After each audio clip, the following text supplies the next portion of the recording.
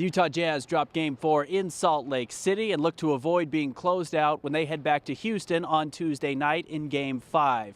Now, Donovan Mitchell had a bounce-back performance against this Rockets team after a miserable Game 3. He talked about it after the game. Like, I was there, but, I wasn't really doing much, and they trust me, and I think the biggest thing is just not really, how do I say it, not really like, exploiting the trust. They got to be there for them in certain situations, defensively, offensively, making the right reads, and just trying to find a way to bounce back. And I think I did a better job of that. There were a lot of plays I turned the ball over, shouldn't have taken certain shots, but I'm definitely getting better. After last game, Donovan had the weight of the world on his shoulders. He felt like he let the team down. He didn't play well, and this is part of his growth as a player, and it's happening in the playoffs. I could not be more satisfied with the way that he responded from his game the other night, and it didn't come easy. The last 15, 16 minutes of this game, we saw how connected we could be, move the ball, play well. Throughout the entire game, we moved the ball pretty well this game, but, we were on a different level, in Game 2, and I think we just got to get back to that.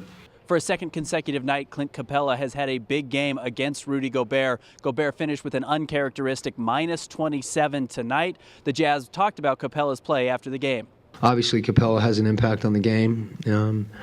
That's an excellent matchup. Those two guys going against each other, and Rudy's just got to keep digging in. The factor of him being there, it allows you to think about it, and that's the factor that he has. We have one on our team, they have one on theirs, and we'll find a way to adjust. He switched on us a lot, and we'll make the adjustment. We talk about it all the time, man. It's so many things that happen throughout the game that don't show up on the stat sheet.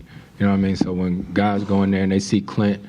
I think Donovan drove one time and he saw Clint and he tried to pass it, and it's a steal. I got the steal. That doesn't show up on the stat sheet, so it shows how selfless Clint is. You know what I mean? It's a lot of those mid-range shots that we get because Gobert doesn't want him to dunk. You know what I mean? So all those screens, all those things that you see us do has everything to do with Clint.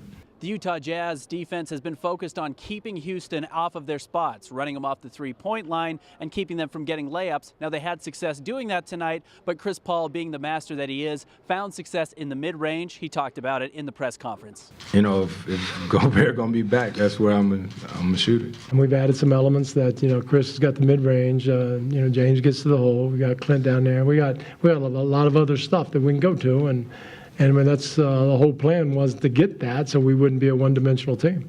The Utah Jazz dropped Game 4 to the Houston Rockets, potentially their last game here in Salt Lake City for the 2017-2018 season. Coming up, Game 5 Tuesday night.